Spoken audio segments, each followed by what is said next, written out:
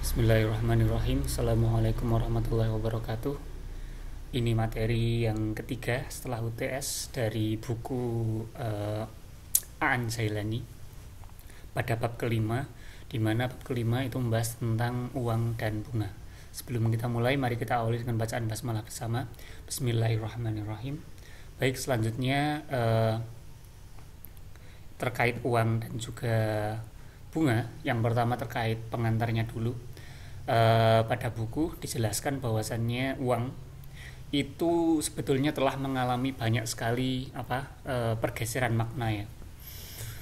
Jadi di awal disebutkan bahwasannya uang itu merupakan perjalanan perubahan atau kalau dalam tradisi Islam adalah sesuatu yang dimunculkan untuk mengantisipasi kesulitan dari barter.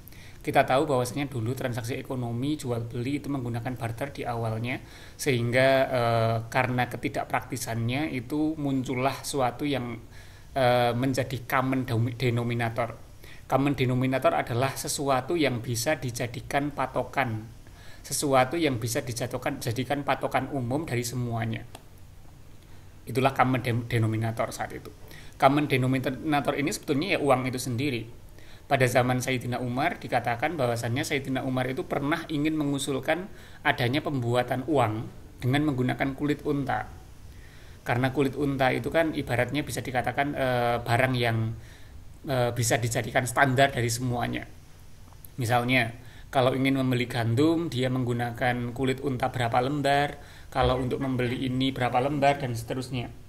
Tetapi saat itu tidak dilakukan karena Sayyidina Umar khawatir kalau misalnya nanti dilakukan kulit unta sebagai common denominator, sebagai alat tukar atau uang dalam tanda kutip saat itu, maka dikhawatirkan nanti akan terjadi kepunahan dari unta itu sendiri. Maka dari itu muncullah banyak sekali pemikiran, sehingga muncullah itu melatar belakangi pemikiran untuk suatu benda yang bisa dijadikan standar untuk semuanya, sehingga muncullah emas dan perak. Walaupun sebelum emas dan perak itu juga sebelumnya telah dilakukan banyak sekali benda-benda ya, misalnya kayak garam atau logam, tembaga, besi dan lain sebagainya. Tetapi pada akhirnya ditemukanlah emas dan juga perak, yang nanti untuk kemudiannya itu masuk ke ranah uang yang kita kenal bahkan sampai saat ini, yaitu dinar untuk emas, lalu dirham untuk perak. Tetapi yang perlu dicatat di sini bahwasannya penggunaan emas dan juga perak itu telah mengalami pergeseran. Artinya sudah tidak lagi dipakai. Nah, itu sebetulnya seperti apa kan gitu. Permasalahan yang perlu dibahas di sini terkait uang adalah terkait nilai intrinsik ya. Jadi yang namanya uang itu, konsep uang adalah konsep yang telah mengalami pergeseran pemaknaan sejak ditemukan pertama kalinya. Konsep tentang nilai intrinsik, common denominator, dan juga upaya-upaya untuk menghilangkan pemalsuan dan juga inflasi. Yang pertama kita bahas tentang nilai intrinsik. Perlu diketahui bahwasannya kata uang, itu sebetulnya kembali kepada sebuah benda yang itu bisa menjadi nilai untuk semuanya. Misalnya emas, perak, atau dulu ada juga kulit unta, garam, dan lain sebagainya. Itulah uang. Kalau ya uang 100.000, 50.000 yang kita kenal saat ini, rupiah, dolar, rupiah, dan lain sebagainya yang kita kenal saat ini, itu sebetulnya bukan uang. Itu adalah mata uang. Dan itu harus dibedakan antara uang dengan mata uang. Uang itu memiliki nilai intrinsik, dan itulah uang yang dikenalkan pada zaman Rasulullah dulu sampai Sayyidina Umar dan seterusnya. Uang-uang yang dipakai pada zaman Rasul itu adalah uang yang memiliki nilai intrinsik. Apa itu nilai intrinsik? Mudahnya benda tersebut itu sudah berharga dari sononya gitu. Kita misalnya bandingkan antara uang emas sama uang kertas misalnya. Uang emas itu misalnya tertulis di situ 1 dinar. Itu nilainya benar-benar 1 dinar, artinya memang emas itu dari sononya uang tersebut sudah memiliki nilai gitu. Tetapi kalau misalnya uang kertas itu paling nilainya cuma berapa rupiah itu. Padahal tulisannya misalnya 100.000 rupiah, tapi itu kertasnya apakah nilainya 100.000 rupiah? Kan tidak. Maka munculnya uang kertas itu sebetulnya awal dari kerusakan makna dari uang itu sendiri. Karena uang itu maknanya adalah sesuatu yang bisa dijadikan common denominator, standar untuk penilaian semuanya, yang memiliki nilai intrinsik. Tetapi uang-uang yang beredar saat ini dengan uang kertas itu tidak memiliki itu. Maka itu kita harus menyebut itu bukan sebagai uang, tapi mata uang. Dan yang rancu lagi di sini adalah ketika kita menggunakan mata uang kertas itu sebetulnya adalah surat hutang. Jadi awal mula munculnya uang kertas itu karena dulu sulit untuk membawa emas. Jadi misalnya ingin membeli sapi, ingin membeli kebutuhan rumah tangga, membawa emas itu repot. Karena emas itu kan berat ya. Berat, besar juga, sehingga ada semacam kayak ya udah aja uang ini emas ini diganti dengan uang kertas atau surat kepemilikan gitu. Surat kepemilikan inilah yang kemudian berubah menjadi uang kertas. Jadi, kalau misalnya kita memiliki uang, itu seharusnya dia sudah memiliki emas sebagai tanggungannya. Dulu, di awal, konsep awal dari uang kertas adalah ketika kita punya uang kertas, maka sebetulnya uang kertas ini menjamin bahwasanya kita juga memiliki emas senilai dengan uang dengan nilai yang tertulis di uang kertas tersebut. Disimpankan sejumlah emas sesuai dengan apa yang tertulis. Misalnya, saya memiliki uang 1 juta rupiah. Otomatis saya memiliki emas senilai 1 juta rupiah yang telah dibuktikan dengan saya memiliki uang 1 juta rupiah tersebut. Saya memiliki uang kertas 1 juta rupiah, artinya saya memiliki emas yang disimpankan oleh bank, di mana bank tersebut menyimpankan emas untuk saya senilai 1 juta rupiah. Harusnya seperti itu. Tetapi seiring dengan pergeseran zaman, seiring dengan adanya kolonialisme, imperialisme, bahkan kolonialisme yang sudah ada di seluruh dunia, maka hal ini sudah tidak lagi dilakukan. Bahkan kan ada aturannya kan, kalau suatu negara ingin mencetak uang, maka harus ada emas atau antam sebagai penjaminnya kan gitu. Itu artinya apa? Uang kertas itu bukanlah uang. Uang kertas itu adalah sesuatu yang mengindikasikan bahwasannya kita memiliki emas sejumlah uang yang kita punya tadi. Emas kalau pingin negara kalau pingin punya uang dengan mencetak uang, maka ketika dia mencetak uang harus ada emas yang dijaminkan sebagai bukti bahwasannya uang yang mereka cetak itu nyata. Tetapi seiring perkembangan zaman, bahkan sekarang kita harus ketahui Amerika mencetak dolar itu sudah tidak lagi dengan menggunakan jaminan emas. Nah, ini yang membuat rancu, sehingga nanti antara uang dengan mata uang itu sudah tidak lagi dibedakan. Kalau kita melihat uang kertas, kita anggap itu uang, padahal itu bukan uang. Itu adalah mata uang, itu adalah surat kepemilikan gitu. Harusnya kalau kita punya uang kertas itu adalah surat kepemilikan. Itu yang dimaksud dengan nilai intrinsik. Dan ini sudah tidak lagi terjadi pada uang-uang kita. Kalau Anda punya uang 100.000, itu hanya selembar kertas sebenarnya gitu. Uang kertas sudah tidak lagi bermakna sebagai surat kepemilikan emas, tapi itu hanya sebagai alat tukar gitu, yang disepakati di suatu negara. Sebetulnya Al-Ghazali kalau menurut Al-Ghazali dalam buku tersebut, itu tidak mempermasalahkan kalau misalnya ada konsep semacam itu. Tapi nanti akan menjadi rancu kalau misalnya suatu negara dengan uang kertas tersebut itu dipadukan dengan mata uang dari negara yang lain. Nah, itu akan jadi masalah nantinya. Silakan Anda baca lebih detailnya ya. Konsep tentang nilai intrinsik lalu common denominator. Common denominator seperti yang saya jelaskan tadi ya, ada satu buah konsep di mana uang itu menjadi nilai untuk menstandarkan semuanya. Gitu. Jadi kalau misalnya dulu itu barter antara beras dengan pisang, misalnya antara kambing dengan pakaian, kuda dengan pakaian gitu kan, itu kan repot. Maka perlu ada sesuatu yang dijadikan jaminan untuk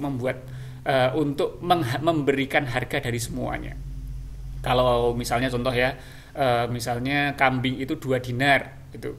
Kambing itu 1 dinar atau kambing 1 dinar lalu pakaian itu 0,1 dinar misalnya. Misalnya seperti itu. Nah, itu common denominator itu artinya dia menjadi patokan dari semua nilai harga untuk semua barang-barang, sehingga menjadi lebih mudah.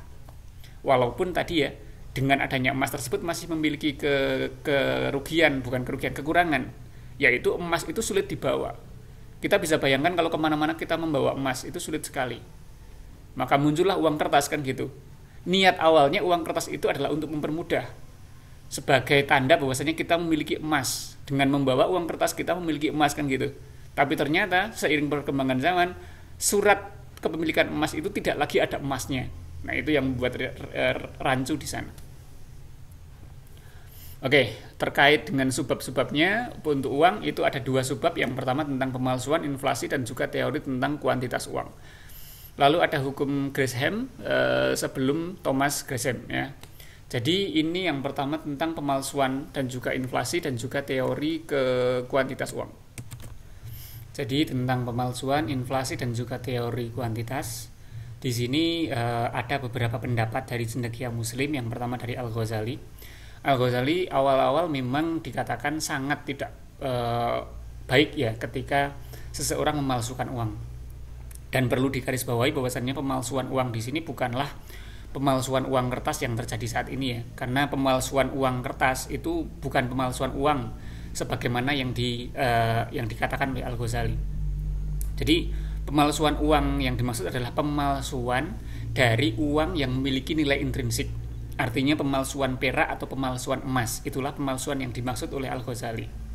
Dan menurut Al-Ghazali, memalsukan satu uang kertas, memalsukan satu uang dinar misalnya atau satu uang emas itu lebih buruk daripada mencuri 1000 dinar gitu. Lebih baik mencuri, kalau kita lihat plus minusnya istilahnya, lebih baik mencuri 1000 dinar daripada memalsukan 1 dinar. Hal ini dikarenakan yang namanya mencuri itu nanti akan selesai, tetapi kalau pemalsuan itu akan terus beredar. Dan pemalsuan ini akan membuat kuantitas uang yang beredar di masyarakat itu akan terlalu banyak, dan itulah nanti akan terjadi inflasi. Jadi itulah teori tentang pemalsuan. Tetapi menurut Al-Ghazali pula, pemalsuan uang ini diperbolehkan jika itu dikeluarkan oleh negara.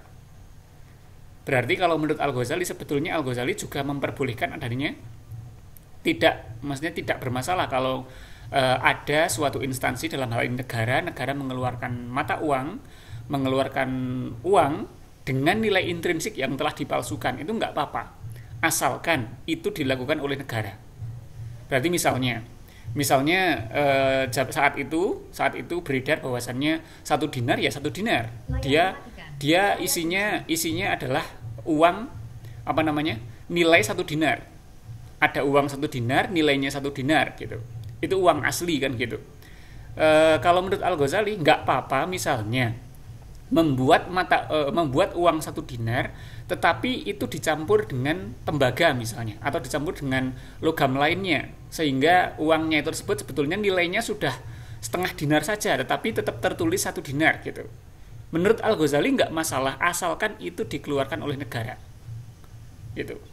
Walaupun nanti lagi-lagi akan ada masalah kalau misalnya nanti diterapkan bersama, ada hubungan bilateral misalnya, atau ada hubungan antar negara, antara negara A dengan negara B dengan nama yang sama atau dengan nilai yang sama, 1 dinar dengan 1 dinar, tetapi ternyata uang di negara A dengan B berbeda.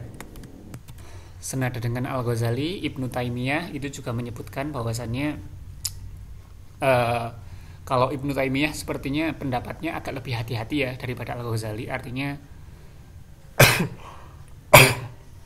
dia tidak memperbolehkan adanya penurunan nilai intrinsik. Artinya kalau misalnya uang tertulis 1 dinar, ya nilainya harus 1 dinar, jangan diturunkan. Bahkan kalau bisa pembuatan untuk uang tersebut itu tidak dimasukkan dalam uang tersebut. Misalnya untuk membuat uang 1 dinar ternyata dibutuhkan harga atau biaya sebesar 0,1. Nah, 0,1 dinarnya ini jangan diambilkan dari uang tersebut, tapi diambilkan dari kas yang lain gitu. Itu untuk menjaga bahwasannya uang yang dicetak tertulis 1 dinar, maka nilainya juga harus tetap 1 dinar, jangan berkurang sedikit pun gitu. Itu kalau menurut Ibnu Taimiyah. Jadi pada intinya kalau kaitannya sama pemalsuan itu nanti jelas akan menimbulkan inflasi, dan inflasi yang dimaksud di sini bukanlah inflasi karena pencetakan uang ya, inflasi karena adanya pemalsuan uang. Dan memang teori inflasi ini juga sudah dicetuskan oleh cendekia Muslim di awal. Dan juga mengenai teori kuantitas uang. Bagaimana kuantitas uang ini tidak terlalu banyak untuk menghindari inflasi.